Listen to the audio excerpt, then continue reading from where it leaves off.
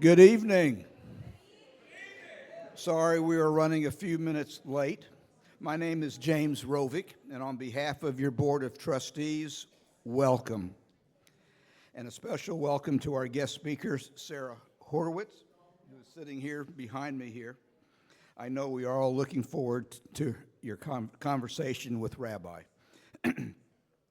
My one word to describe our newly renovated, beautiful sanctuary is spiritual. The project design team successfully blended the sacred space we have known for the past 50 to 70 years into a modern and contemporary space where we can pray and enjoy the words of Torah for the next 50 plus years. A huge thank you to Don Karshmer. Thank you, Don. For his vision and dedication for starting this project, but most importantly, thank you to every generous member and friend of the temple for their contributions of time, talent, and resources. This temple has been so fortunate to have individuals who continue to believe in our community. All of you, in your special ways, make projects like this, like this sanctuary and our upcoming new outdoor community space happen.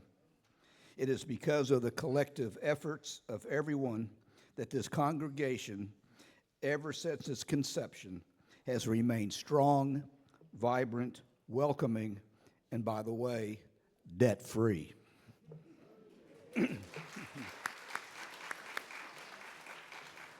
Before I sit down, and I don't know if she's in the room this evening right now, a special thank you to Debbie Johnson, who is the chairperson of this evening.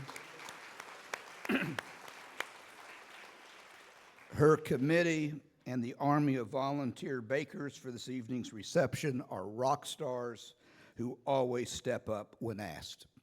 I will end this evening, as I do every Shabbat, Lo Levad, you are not alone.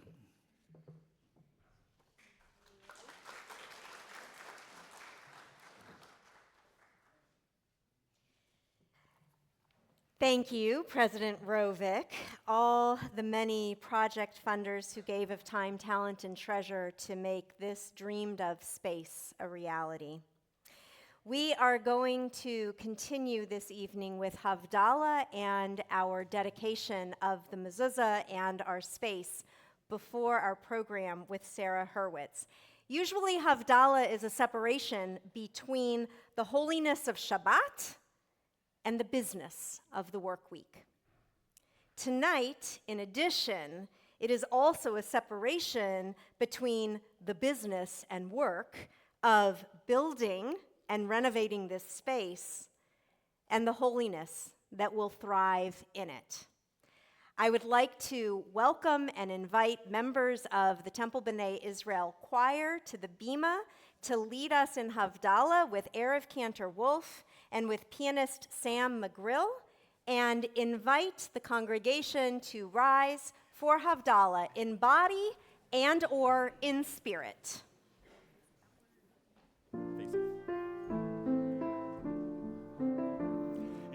La la la la la la la, ya la la la la la la la, ya la la la la la la la, ya la la la la la la, ya la la la la la la la, ya la la la la la la la, ya la la la la la la la, ya la la la la la la la. Baruch atah Adonai Eloheinu melech haolam, borei peri hagafen, borei peri hagafen. Yai lai lai lai lai lai lai lai, yai lai lai lai lai lai lai lai, yai lai lai lai lai lai lai lai, ya la lai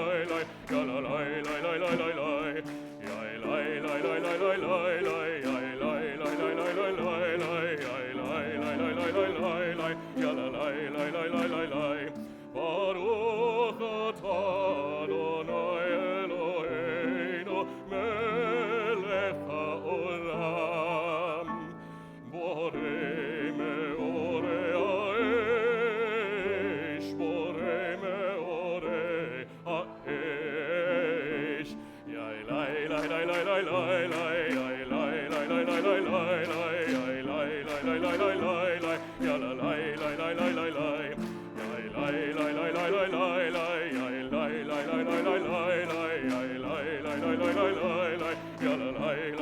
lai lai Baruch atah Adonai Eloheinu melech haolam hamavdil ben kodesh lechol hamavdil ben kodesh lechol yai lai lai lai lai lai lai lai yai lai lai lai lai lai lai lai yai lai lai lai lai lai lai lai ya la lai lai lai lai lai lai yai lai lai lai lai lai lai lai yai lai lai lai lai lai lai lai yai lai lai lai lai lai lai lai ya la lai lai lai lai lai lai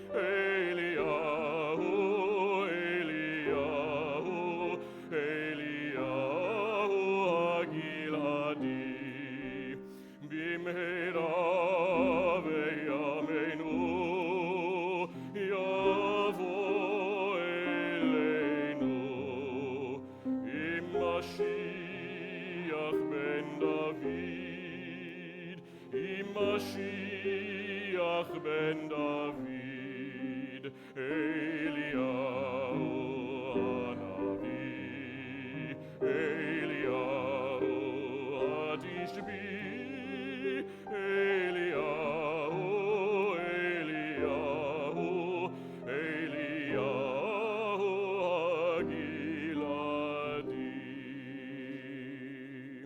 Shavua tov, Shavua tov, Shavua tov, Shavua tov, Shavua tov, Shavua tov, Shavua tov, Shavua tov. A good week, a week of peace. May goodness reign and joy increase. A good week, a week of peace. May goodness reign and joy increase. Thank you.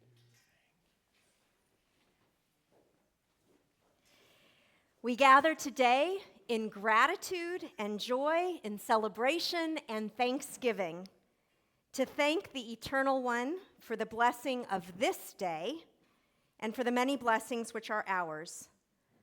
Joyfully we offer our labors and service to the Eternal One, Adonai our God, God of Abraham, Isaac, and Jacob, Sarah, Rebecca, Rachel, and Leah.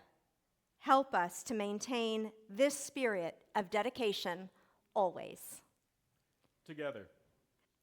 Shema Yisrael Adonai Eloheinu Adonai Echad.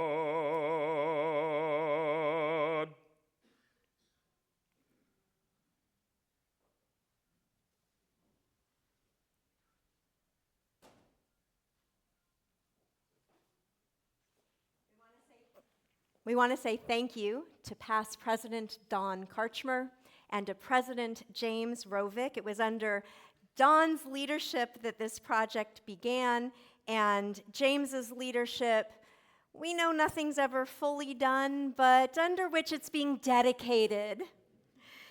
You represent the donors, the board members, the other past presidents, and the lay leadership who have diligently dedicated themselves so that this space tonight can be dedicated for our future. And we thank you. Please be seated.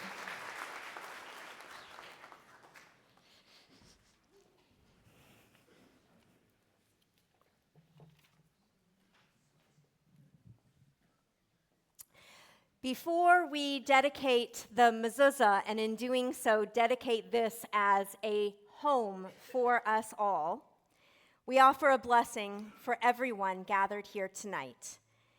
You who help to create this sacred home, you who turn the vision of holy community into reality, you who make it possible to fashion this modern tabernacle, this place for God to dwell among us. Baruch atah b'voecha, uvaruch atah b'tzeitecha. May you be blessed every time you enter this sanctuary, and may you be blessed when you emerge from it, emerging with pride in who you are, pride radiating from your face, warmth extending from your heart to your hands, and an awareness of God's presence dwelling not only with us within these walls, but within your very self, inspired in part by the time we spend here together. I am going to turn the bima over to our confirmation class of 2025. They celebrated their confirmation in an unfinished sanctuary. In fact, they postponed the date of their confirmation so that they could be in the sanctuary even with it unfinished. And at that time, they gifted the temple a mezuzah to affix upon the rededication of this space. Alex Cossey, Briella Goldman, Ruby Harris, Samantha Mendelson, and although she is not with us here tonight, Jessa Osmus, represent our bridge, the bridge to our future.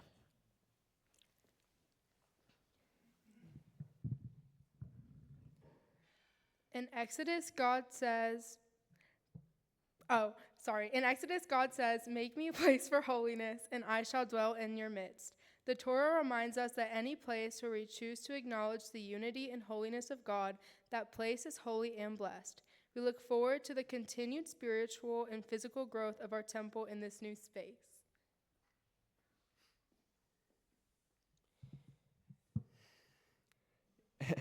Any place where Jews gather can be a sacred space. May this space become a Beit Tefillah, a house of worship, a Beit Midrash, a house of study, and a Beit Knesset, a house in which we gather for community and friendship. As we continue to grow in this space, may we always fulfill our calling as a holy congregation.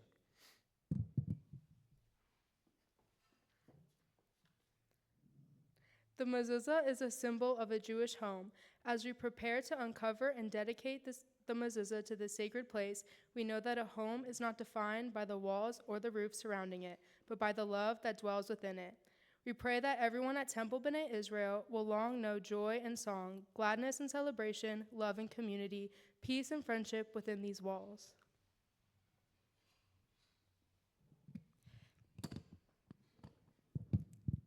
Please join us in the blessing for affixing the mezuzah as Briella Goldman uncovers the mezuzah at the entrance to the sanctuary and is the first to kiss it.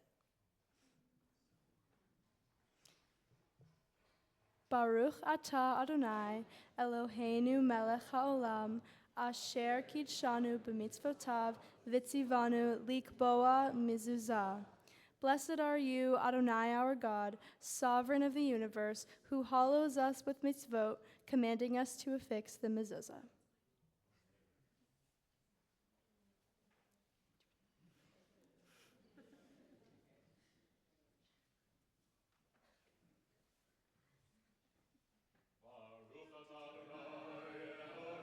מלך העולם שהחיינו וקיימנו והגיענו לזמן הזה. And Mazel Tov.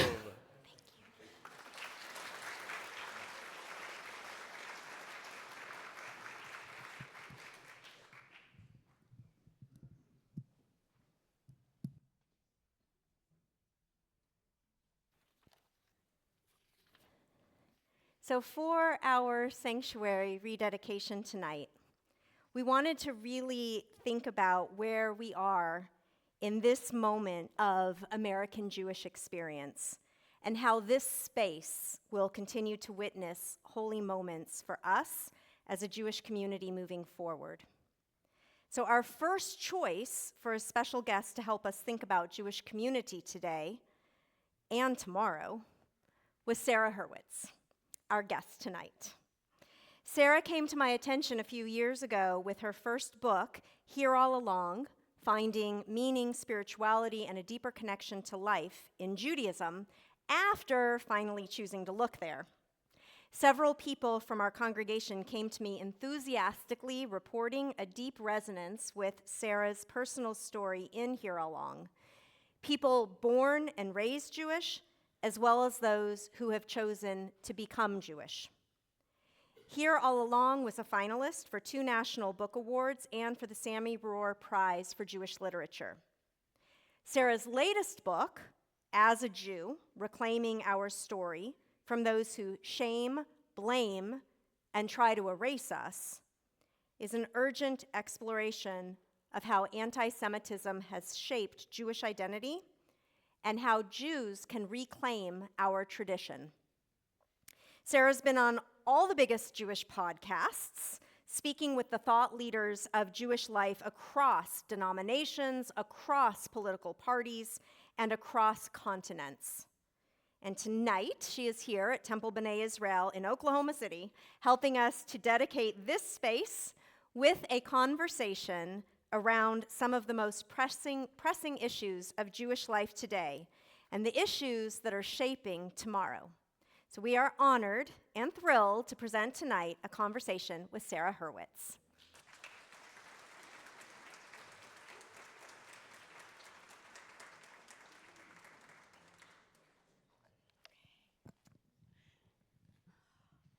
It is such an incredible honor to be here tonight and to be part of this sanctuary rededication, or dedication, really. This is such a beautiful community.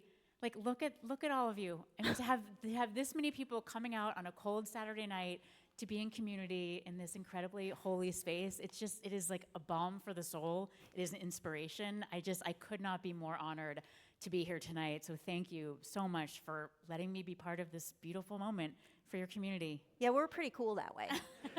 We're good. So you spent 8 years in the White House as a speechwriter.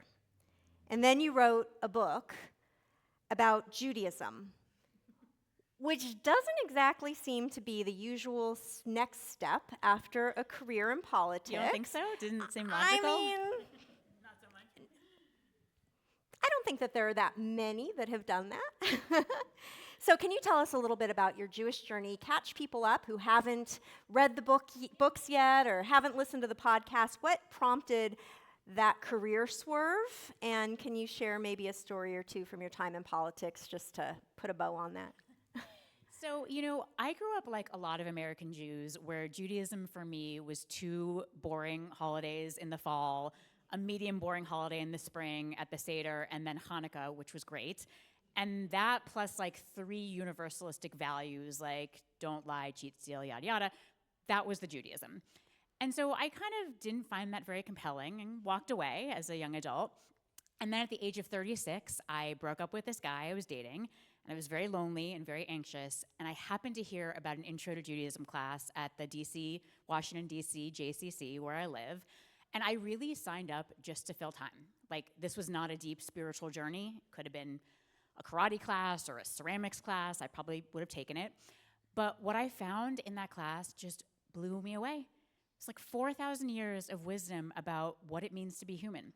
How to be a good person and lead a worthy life and find profound spiritual connection, which was not God as a man with a beard in the sky. I just thought, like, where has this been all my life? Are you kidding me? So I then took another intro class, and I read hundreds of books, and I studied with rabbis, and I just thought, this is hard. Like, it was really hard for me to learn about Judaism as an adult. There were great kind of nuts and bolts intro books that gave me the how-to, and then there were these just god-awful, like, academic books that I had to plod through to get the why to.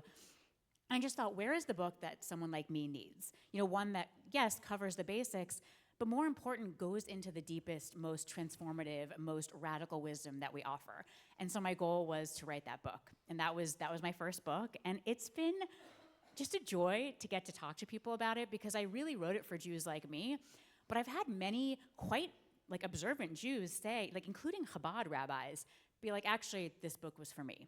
I'm like, nope, definitely wasn't. Like, no, this was for me. And I'm like, say more. And they said, look, I don't necessarily agree with how you practice. I don't agree with everything you write, but I see that you have 550 endnotes, you know, and I see, so you did your homework, you respect this tradition, and I also see that you love it. And that's something we share. Mm-hmm. And I just loved that connection to Jews of all different backgrounds all across the country. That has been a real joy. So you just said it could have been anything. It could have been karate, right? So I don't know. You often describe your first book as a love letter to Jewish tradition. Okay, so maybe God had something to do with that Intro to Judaism class? Could be. I mean, you're the rabbi. You say so. The invitation, right? The invitation to be in a loving relationship, maybe. But your second book is a little edgier. And it's clear from the title, which I'm going to try to say without any intonation, okay? So, I mean, I've listened to you with Jonah Platt, and I know, but I'm going to try to say it without intonation. As a Jew, reclaiming our story from those who blame, shame, and try to erase us. Okay. So what inspired you to write the second book then? You've got this great response to the first. Across all these areas, it's all about love, and now there's this pivot. So can you give us a little overview about this one? Yeah, so my first book really was a love letter to Jewish tradition, and my second book is pretty angry, and there were actually a few things that inspired it. The first was that during COVID, I trained to be a hospital chaplain, and whenever I tell people that, they're like, chaplain, are you still Jewish? Like, no, I am. But chaplaincy is universal. It's for people of all backgrounds can be chaplains, but it's called chaplain, which is a Christian word. And in my classes, we talked about our ministry, and I was told, prayer is, God, please heal my friend, this lovely rabbi sitting next to me who can hear me praying out loud from my heart right in front of her out loud, which is a beautiful way to pray. Jews, of course, can pray that way if they want, but you don't see it that often. I wouldn't say that's the most common form of Jewish prayer, but I was told, no, you pray for all patients that way. That is prayer. It's universal. As long as you don't say Jesus, it's universal. I thought, like, no, it's really not. And I began to realize that growing up in a Christian country, I was so soaked in Christianity. I spoke Christian language, had Christian thoughts, thought in Christian imagery.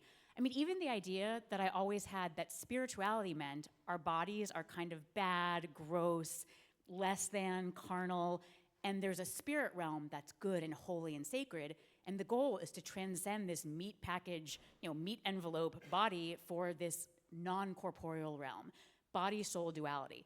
That's not really a central Jewish idea. That's more of a Christian idea, but I just thought, just spirituality. My patients in the hospital, my Christian patients would often ask me to bring them a Bible, and when I would, they would just open it up and read it and say, like, this gives me comfort. Like, I connect to God this way. Like, they really had a very profound relationship just reading the text straight up. And that's how I used to think you should read the Torah, which, like, give it a try sometimes. It's not quite the kind of book you just sit down and read. It's weird, it's old, it's violent in parts. It's not going to comfort you. I thought, like, wow, I used to read the Torah like a Christian, right? I had all these ideas that were from the majority around me. And I realized I'd been handed all of these keys that I thought were universal keys, but they weren't. They were really Christian keys, and I wasn't able to unlock Judaism with them. And I'll say the second thing that really inspired this book is I visited a college campus in 2022, well before October 7th, and I was speaking to students at the Hillel, the Jewish Students Organization, and they kept asking me what I did, how I responded to anti-Semitism when I was in college. And I was literally like, what? Like, I couldn't understand the question. I'm like, college in the 90s, I could have run through my campus, wrapped in an Israeli flag, screaming, I am a Zionist, and no one would have cared. Would have been weird, but would not have gotten me, assaulted. Don't try that on a campus today. And so I thought, something is off here, especially in the wake of the 2021 Israel-Gaza war. The stuff I was seeing online, the hatred, the anti-Semitism, the anti-Zionism, something was off here. And finally, I started really reflecting during COVID about my Jewish identity for most of my life, for the first 36 years of my life, which was, I'm Jewish, but not that Jewish. Like, what? Is that one long word? Like, what is that? Like, I'm just a cultural Jew. Which, by the way, if you actually are a cultural Jew, if you connect to Judaism through thought, history, Israel, food, music, literature, that is gorgeous. Please don't use the word just, Yes, right? Like, that's a really powerful way to be a Jew, but that's not what I was. That's actually being a cultural Jew. I was not a cultural Jew. I was a contentless Jew. My Judaism was ha-ha Seinfeld, ha-ha misogynistic Jewish mother joke. It was this very empty, kind of embarrassed Jewish identity. Mm-hmm. Or I'd often say, oh, social justice is my Judaism. But why couldn't Judaism be my Judaism? Why all the caveats, the apologies, the I'm sorry, I'm not like those Jews who are so Jewy. Sorry, is that a problem? What was that? So I really began to kind of reflect on, what was that? And so I took a deep dive through history, and just to give the sort of TLDR, summary, is what I found is that my Jewish identity for the first 36 years of my life that I thought was so freely chosen. I thought it was empowering, and me being this modern, cool Jew, it wasn't freely chosen. This was basically a response of, it was the very sad result of 2,000 years of anti-Semitism and 200 years of Jews trying to escape that persecution by erasing ourselves, by assimilating, by trying to fit in. And once I made that discovery, I was kind of furious. And I really wanted to write a book about discovering all these layers of internalized anti-Semitism, self-hatred, shame, stripping them away, and then turning back to my tradition with reverence, curiosity, awe, and love. And I think that's something that many Jews share with me, right? I think this has kind of been a journey that we have all been going on for a couple hundred years now, and this is kind of a moment of reckoning, and that's really what this book is about. You mentioned the chaplaincy, and I want to mention that the Oklahoma City Police Department has a rabbi who works for them as a chaplain. She's here tonight. Amazing. And it is amazing. Raise her hand. Where is she? That Kanan, Rabbi Kanan Goldstein. Oh my gosh, so cool. Okay. And also, all of the conservative rabbis in the state of Oklahoma are here. All three of them. How cool is that? Oh my. Okay. See, this is the kind of Jewish community I like to see. Right?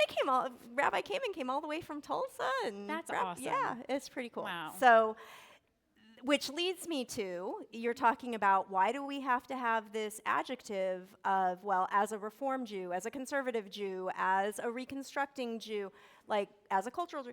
So this title, as a Jew. As a Jew, right? Like, oh, yes. What's with the title? So, the title is interesting. I'm very bad at titles. My titles are way too long, and I can't even remember them. When you were reading the title of my first book, I was like, oh God, should have made it shorter. No, it's so good though. It's so fun. It's like the whole book is there. But I was struggling to come up with a title, and I was in Israel a few months after October 7th, which was a very powerful and devastating experience. And I had the honor of meeting Amir Tibon, who, if you haven't sort of heard about his story, it is the most extraordinary October 7th story where he and his family were trapped in their kibbutz down south, and his father, who is a retired military general, gets in the car with his mother, of course, and they travel down the country, getting into firefights, rescuing people, and they finally rescue him. It's a harrowing story. But I was talking to him about the book, and he said, well, why don't you just call it As a Jew? I'm okay, random Israeli guy, I think that is actually my title. And the reason I liked it is actually exactly what you said. I none of this, I think that the labels you gave it were actually lovely. Those are positive, affirming labels of denominations that are positive. Whereas I was doing a lot of dismissiveness, a lot of, I'm not that.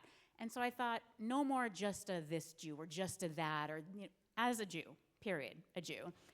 And I will just say secondarily, I have noticed that there are some Jews out there who like to kind of weaponize their Jewishness to attack other Jews, which I don't love. And if they are going to say as a Jew and then say something very hurtful about other Jews, I'm going to play that game as well, and I'm going to use it to say positive things about all of my people. So I thought, if they're going to play that game, I'm going to play too. And so I reclaimed that phrase for Jewish pride and love and community. Thank you for that. So let's talk about some specifics, because there's lots of these broad ideas about, right, 4,000 years, as you said, of Jewish history. So you wrote that for most of your life, you thought that anti-Semitism was sort of this mystery, and I quote, an eternal, inexplicable phenomenon that has always existed in the world. And I want to say that I wish that I had had this book in particular when I had a meeting one time with someone who's not Jewish who scheduled a, 20, 30-minute meeting with me, sat down in my study and said, so I want you to explain to me, why is there anti-Semitism in the world? And my response was not as good as your book. It was, I don't know, I love the Jews, you're going to have to ask an anti-Semite, which didn't really get us very far. It didn't get us very far. So why did you think that it had always existed? And then when you studied the history of anti-Semitism, what did you find? So I think, like a lot of American Jews, my only anti-Semitism education was Holocaust education. So I learned that the Germans lost World War I, blamed the Jews. Then there was a depression, they blamed the Jews, and then they killed them all. Why? Because of prejudice, scapegoating, and the darkness of the human heart. I was 13, I was like, okay, sounds good. But if you were a clever 13-year-old and you asked, but why the Jews in particular? You'd get the same answer. Prejudice, scapegoating, we're learning about prejudice, universal prejudice. So you might walk away like I did thinking like, oh, anti-Semitism's a mystery.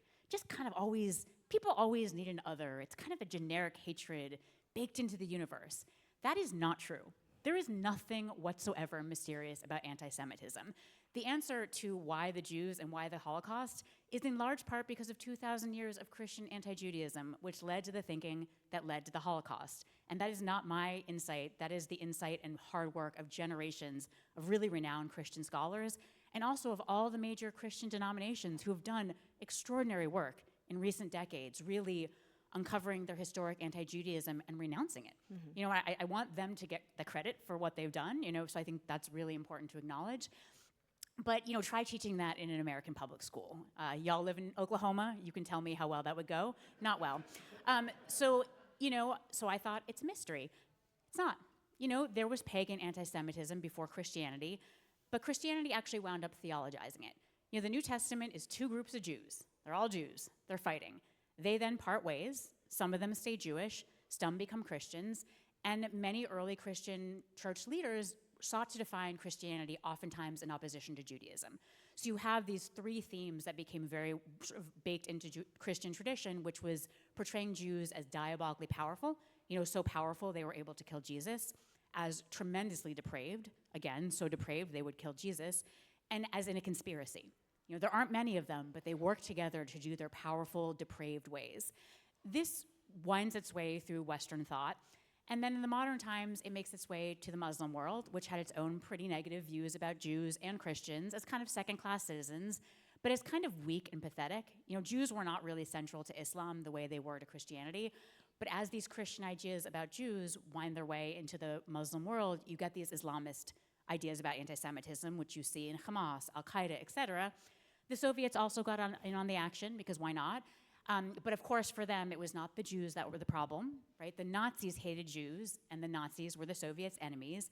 Wasn't the Jews, it was the Zionists, which may sound familiar. Those are the, you know, that Soviet anti-Zionism, that Islamist anti-Semitism, that's what you're seeing a lot of today, but we don't really teach kids about that. And the reality is that anti-Semitism gets upgrades. You know, the pagan anti-Semitism, which said, like, Jews are bad, they don't worship our gods, that then was upgraded to the Christian anti-Semitism, and the church leaders were the thinking elites, right? They said, like, look, Jews are depraved, they killed Jesus. That was what the respectable people thought. You know, centuries later, the respectable, enlightened 19th century European gentleman would not say that, of course. He had science that said that Jews were racially inferior. And then today, the problem is not our religion or our race, it's our nation. The problem is we only teach kids about Upgrade 3.0. We teach them about Nazi racial anti-Semitism, so they have no idea what is going on today, when what we're seeing is actually not that. We've gotten, unfortunately, an upgrade. So I think I, like a lot of people, really didn't understand anti-Semitism until I wrote this book. Yeah, yeah. I'll mention that I was invited several years ago already, and pre-COVID, long time, when my hair was still short, to a Lutheran church, partially because the pastor, who's very dear, wanted to publicly apologize to the Jews in front of his congregation on a Sunday morning for all of the writings of Martin Luther that were anti-Semitic. I, of course, didn't know when I got there that that was what was going to Oh, happen. no. But, you know, That's awkward. like you said, Oklahoma. But it was, but I mean, really, it really was weighing on his heart. Oh, And my he wanted to gosh. do something to show his congregation, this is not who we are. This is so many Christian leaders have done such good work, and it breaks my heart to now see some of that work being undone by people who are bringing back this Jews killed Jesus stuff, which they rejected, right? I really want to honor these denominations and leaders who've done this important work, and Yeah. it's, you know, they're really working to kind of reclaim, you know, to take a different direction in history. Right, so that's what all of these, or some, I should say, some of these amazing partners out there are doing. And in your book, you offer several frameworks for how to understand this anti-Semitism that we're seeing today. So what about those frameworks for Yeah. us? Yeah. So the first one is the upgrade, just recognizing that anti-Semitism, it's like a virus. It kind of mutates, but you can still see those three themes of power, depravity, and conspiracy in any version of anti-Semitism. The second one I want to offer is the difference between what the scholar Bernard Harrison calls social anti-Semitism and political. We often think of anti-Semitism as this like personal social kind of prejudice, like, oh, Jews are cheap, dirty, crass, I don't want them in my country club, I don't want one to marry my daughter. That kind of anti-Semitism still exists, but I think what we more often see today is what he calls a kind of political anti-Semitism, which says that we, the majority, are engaged in a grand moral project, and the only thing stopping us is the Jews. The Jews are what stand in the way of all goodness in society. So 2,000 years ago, it was we, the Christians, are Christianizing the Roman Empire. What is stopping us? These Jews who won't convert. Centuries later, it was we, the communists, are bringing about the revolution of man, the great, brotherhood of man. Who is stopping us? These capitalist, industrialist Jews. Then, a few centuries later, in Nazi Germany, it was we, the pure, racially pure Aryan nation. We are bringing about this great fatherland. Who is stopping us? These race-polluting Jews. Today, unfortunately, you see this on both the right and the left. On the right, you have people who are promulgating this absolutely outrageous great replacement conspiracy. There's this idea that Jews are somehow importing black and brown immigrants to take the place of white Christians. I don't know whether this is more racist or more anti-Semitic. It's utterly offensive. You see Tucker Carlson and people like that promoting this conspiracy. And on the left, you have people who say, we, the social justice people, we who are doing the great project of anti-colonialism and anti-racism, who is stopping us? These racist, colonialist Zionists. So you're kind of just seeing this on both sides, and often the people who are saying this stuff, they don't hate Jews. They have Jewish friends. Some of them are Jews themselves, and that's very confusing because actually this is anti-Semitism, and it's not social anti-Semitism, it's a political kind of anti-Semitism. The last framework I'll offer is from Dara Horn, who's a dear friend of mine. If you haven't read her book, People Love Dead Jews, I highly recommend it. And she talks about how there is a kind of eliminationist anti-Semitism which says the Jews are bad, nothing they can do to be good, we're going to kill them. That is the Holocaust, that is pogroms, we learned about that in 8th grade. But there's another kind of anti-Semitism that says, we agree, the Jews are bad, but there actually is something they can do to maybe be saved. And that is they can convert. So centuries ago, it was convert to Christianity and maybe we won't burn you at the stake. Maybe not, we'll see. That was centuries ago. In my parents' and grandparents' generation, it was convert to being a WASP, whatever that means. Change your last name, get a nose job. Don't be so, quote, Jewy. Don't talk with your hands like I'm doing. Be more civilized, be more classy. And if you convert to a WASP, maybe you can join our country club. Today, the demand is convert to being an anti-Zionist, and then you will be the acceptable and good kind of Jew. And you see this definitely on college campuses, and it is just it's really heartbreaking for me to hear a Jewish student saying something along the lines of, growing up, my rabbi and my parents told me Israel was perfect and amazing and wonderful, and then I got to college, and I heard that it's actually this racist, colonialist state, and I had an epiphany. I saw the light, and I took anti-colonialism and anti-racism into my heart, And I became an anti-Zionist, and now I am saved. And their classmates are like, now you are saved. You are an acceptable Jew. It's really devastating, this kind of conversionist anti-Semitism, because it doesn't always code as the kind of anti-Semitism we're used to. There aren't swastikas and Nazis. It's just, the request is that we just reject whatever aspect of Jewish civilization the majority finds disgusting. And as long as we do that, we're fine. But God forbid, if any majority ever did that to any other minority, if they said to women, you have to reject the feminist movement and then you're acceptable. If they said to black people, you have to reject Black Lives Matter and then you're the good kind, then we'll accept you. That's outrageous, right? That's sexism and racism. Although it also happens. It also happens, and it's unacceptable. But I think we recognize that as racism, sexism, very clearly. But when people are telling us that we have to reject part of our identity, we don't always see this anti-Semitism, but it is. So are there some solutions? I mean, what do we do now in light of the challenges that we're facing? And, there's also within that piece of there are very committed Jewish people who are anti-Zionist because it is a part of how, this congregation, our first rabbi, Rabbi Blatt, was certainly anti-Zionist and didn't want to see or wasn't interested, right, in Israel. So, of course, that was also before the founding of the state. Yeah, but, I would say that's a very different. But I think that we have to be careful with it because I'm thinking about there are people, I'm sure that you've met with them, as I have, in Israel who are ultra-Orthodox, who don't teach their children Hatikva, who don't even go out on Yom Ha'atzmaut because, God forbid, their children should be exposed to the idea of Israel.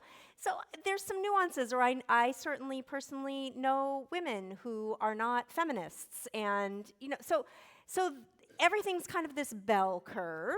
Yeah, and those are, listen, if people are freely choosing that as their identity, right. that's a different thing. That's exactly the I nuance. also think it's a little different to be an anti-Zionist before the state exists. Yeah, because fair. now being an anti-Zionist means wanting to eliminate a sovereign state that's existed for 80 years, and it's often the only state that's wanted to be eliminated. Right. Which does raise some questions. A lot of questions. Yeah, a lot of questions. For sure. And so maybe that's really what we go into is how are you thinking about Israel these days? Yeah, this is the thing that I think, I'm seeing these fault lines in our community. I'm seeing just a broader, incredible obsession with Israel. Sort of the way that people were obsessed with Jews in the 1800s about the Jewish question. Could Jews be citizens of Germany and France, or were they aliens? Was something wrong with them? Generally, when people are obsessing about Jews, it's not great, and I think we're seeing that again, although it's put in the context of Israel or Zionists, but it's sort of the same thought process. When I talk about Israel, I try to be very clear. I say, I am a Zionist, and let me tell you what that means. Zionism is the national independence movement of the Jewish people. It's the belief that Jews have the right to self-determination in the state of Israel, just like Latvians have in Latvia and Japanese people have in Japan, and I very much hope that Palestinians will one day have in Palestine. And the reason that I believe that is because we did run the counter-experiment to that for 2,000 years, and the result was millions of murdered Jews. And I'm not really interested in repeating that counter-experiment. And I know that that counter-experiment would repeat if we didn't have Israel, because I saw it try to repeat after the founding of Israel, when 850,000 Jews had to flee Arab lands because they were brutally persecuted. Most of them went to Israel. 2 million Russian Jews had to flee brutal anti-Zionism, which actually was anti-Semitism in Russia. 1 million of them fled to Israel. 100,000 Ethiopian Jews had to flee persecution in Ethiopia, went to Israel. We could do this all night. I'm not really interested in having those people either be murdered or be refugees, so I really feel strongly about the existence of the Jewish state. And, I'm a proud Zionist, and I really have a lot of fierce criticisms of this current Israeli government. I'm very, very critical. I'm also a patriotic American, and I have criticisms of certain American presidents. And my patriotism, my love of this country doesn't change depending on who is the president. It is the steady rock of my existence. Just like my Zionism doesn't change depending on who is in office in Israel. It is a steady rock of my existence, and I'm going to criticize poor leadership in either country. So to me, that's not all that complicated. But I have to say, I've been giving this little spiel everywhere I go. And then I started reading the work of a brilliant thinker named Adam Lewis Klein. He started an organization called Movement Against Anti-Zionism. I highly recommend following him. And he made a point that really got under my skin, which was something along the lines of, and I'm sort of implying from his work, this is not a direct quote, but if someone came up to you and said, you know what, people from this particular group, whether it be racial, ethnic, gender, sexual orientation, people from this group are not as smart as others, they're predisposed to commit crimes, you would never respond by saying, wait, I can show you studies that show those people aren't less smart, and I can show you reports that say they don't commit crime. You would never engage with that. You would say, that is bigotry, no thank you, right? That's a bigoted lie. It's not content to engage with, it's just bigotry, it's an ism. But people say to us, a state that has existed for 80 years, a sovereign state that is recognized by the UN and many, many countries worldwide, that is the one state that must immediately be eliminated. And then they support that by what Lewis Klein calls a bunch of libel vomit. Apartheid, colonialism, genocide, racism, source of all the world problems just kind of dumped on us. And we, instead of saying like, oh, I believe that's a form of bigotry, no thank you, I go into this long explanation about the Peel Commission report of 1937 and 1948 and this study and this fact and actually Area C and like, why am I doing that? When I actually read his work, I thought, gosh, maybe this is actually a form of bigotry. And I understand there are anti-Zionists who disagree with nations. I understand that anti-Zionism is quite diverse, but in the form that we are often getting, I kind of wonder if me treating that as content is perhaps a mistake. That said, I do think I need to educate people. I will give my spiel because I think many people don't understand Jewish history. They don't know why it is so important we have a state. So I am going to continue doing that education work. But I also just want to own that I shouldn't have to. Mm-hmm. I want to own that there's something a little bit humiliating about that in my mind. Yeah, and so I know that people ask you all the time, so what are we supposed to be doing to fight anti-Semitism? Yeah. So what's your answer then to that question? Yeah, I mean, it's a great question, and I also find it to be like such a moving question because it actually, it's often phrased to me as like self-blame of like, we're terrible at PR. Like if we just had better PR, if we had the right tweet, we could really fight this, but we're screwing it up. It's us. And guys, I love you, but there are 16 million of us, that's with an M. That's like a neighborhood of Shanghai. We are a tiny people, and there are billions of people who really don't like us. And this idea that we are going to somehow change the mind of billions of people, please try. I think it's great when people are trying to change people's minds, but to say that this is our fault and we're screwing it up, I don't think that's quite fair. The reality is that anti-Semitism tends to wax and wane, not really based on what Jews do, but on whether there is a plague or an economic crisis. And I will say that Jews in America did incredible work in the mid-20th century to change laws and to end discrimination against Jews. So there's certainly things we can do.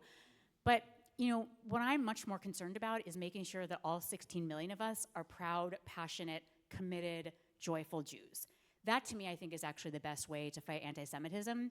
Because the truth is, if you'd come to me 12 years ago, when my Jewish identity was nothing but a big empty void with a few ethnic jokes rattling around in it, and you had said to me, Sarah, Jewish religion, it's like violent and vengeful with an angry, hateful God. It's not really about love, it's about law. What would I have said? I knew nothing about Jewish tradition. Would I have been like, Tikkun Olam? That's not a great answer. If someone had come to me and said Israel is a genocidal, racist, Nazi state, and I knew nothing about Israel or Jewish history, I was going to be like, I like bagels? When your Jewish identity, as mine was, is a big empty void, it will be filled by what is around us, and what's around us is a lot of anti-Semitism. So if you don't know your Jewish story, stories will be told about Jews, and you will begin to believe them. Right. And I see this happening to Jews all across the country. We don't, who were just like me, right, through no fault of our own, just didn't have the Jewish content, the substance, and they're beginning to believe these stories. So I think the most important thing we can do, not just to fight anti-Semitism, which who knows if we can, but to just embrace who we are, to celebrate our traditions, to do what you all are doing here tonight. This is actually my answer to how you fight anti-Semitism. It's this. It's with community, it's with content, it's with joy, it's with pride. This is the answer here too.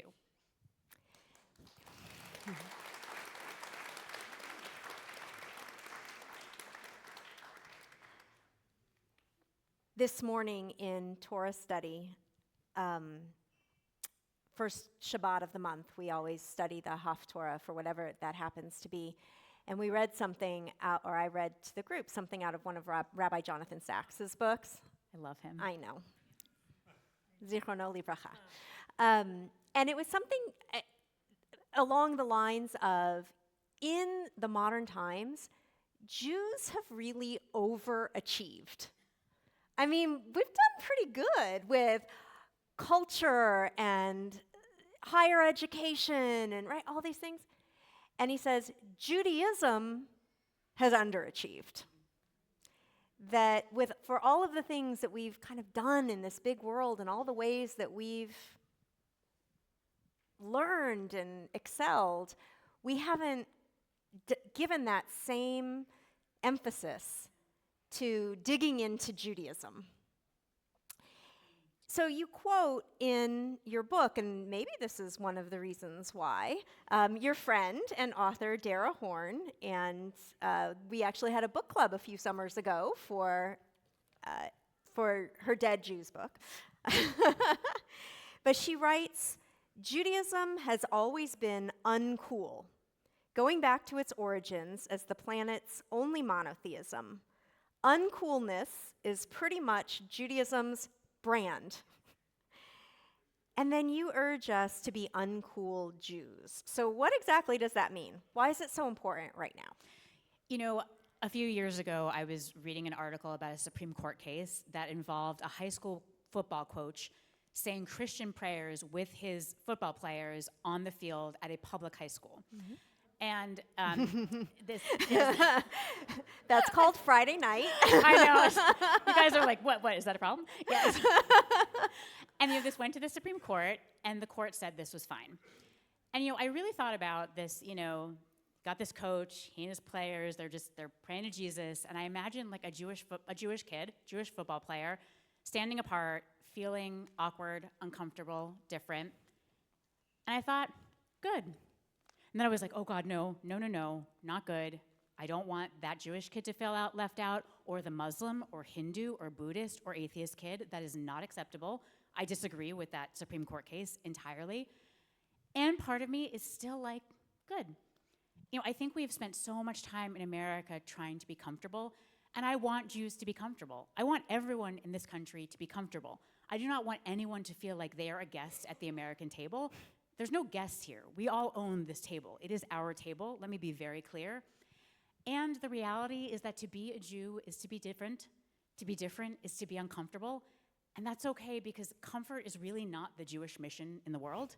The Jewish mission in the world is to build a society that is the exact opposite of ancient Egypt, a society where we do not oppress the vulnerable, a society where we don't worship power and wealth, but we actually worship an infinite God. Right? That is the mission of Jewishness, and it has always been uncomfortable. Thousands of years ago, when we were like, hey guys, monotheism, no one thought that was a great idea. That was very uncomfortable. When we refused century after century to convert to Christianity, that was not popular. Got us killed a lot. Wasn't comfortable. But we stuck with who we were. When we introduced ideas like everyone is created in the divine image, that was not popular back in the day when human beings were thought of as property, oftentimes. Again and again, we've had these radical countercultural ideas, and it is not comfortable. And that's what I think Dara means by being uncool. And I want to just highlight a few pieces of our wisdom that I think we particularly need today. Number one, thinking in polarities. Our national conversation today consists of people screaming their one extreme truth at the top of their lungs and calling everyone else evil. That's not Jewish. If you look through Jewish tradition, it is a constant example of rabbis holding competing truths, right? The Torah tells us, love the stranger, love the non-Jew, welcome the non-Jew, care for the non-Jew. It also tells us, remember Amalek. Remember the Amalekites, which were a tribe that attacked the Israelites from behind. So love the stranger, but also remember some strangers want to kill you. Be open-hearted, but don't be naive. You gotta hold both of those. We are told, there's an old Hasidic saying that you should walk around with two pieces of paper in your pocket. One says, I am but dust and ashes, humility. The other says, the world was created just for me, pride. You need both. So that's the kind of thinking that we need today. Second thing I'll say is that there is this very old anti-Semitic lie that says that while Christianity is a religion of love, Judaism is a religion of law, legalistic, nitpicky, weedy, bad. But if you actually deign to perhaps study Jewish tradition, what you would find is that within those legalistic, nitpicky, weedy laws emerges a very high standard of love.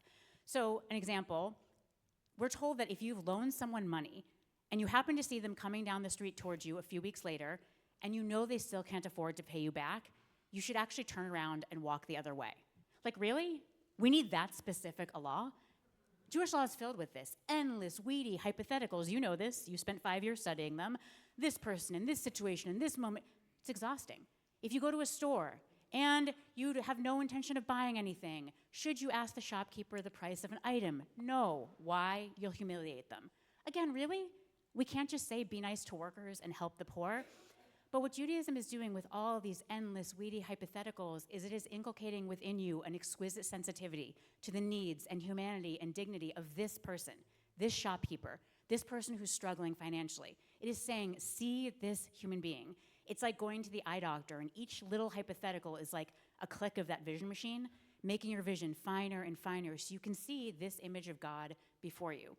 And I gotta tell you, that is the exact opposite of this garbage ideology I see on college campuses where they say, forget individuals. No, we just divide everyone up into two crude, dehumanizing categories. Powerful, powerless, oppressor, oppressed, and we hate and love them accordingly.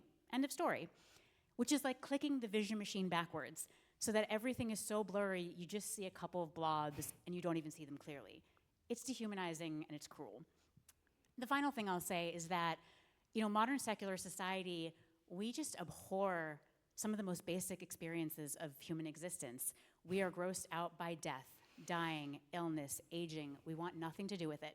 Our secular society says, run, send flowers, maybe a text, outsource that, just Botox it. Like, we don't want anything to do with this. There is a lot of just kind of horror at these aspects of life.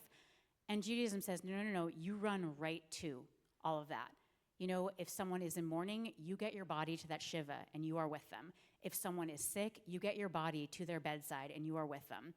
In these moments when people are in these disorienting, what are known as thin places, these places where the boundaries between life and death and heaven and earth thin out and they are scared and they are lost, we are told it is your job to hold them in loving community. You get right up close to them.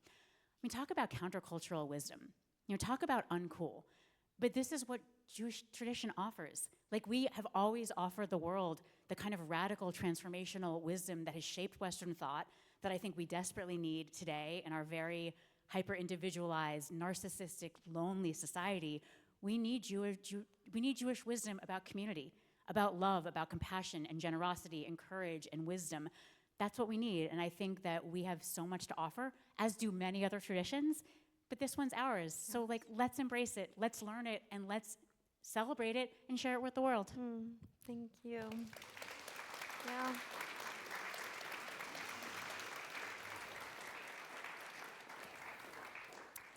When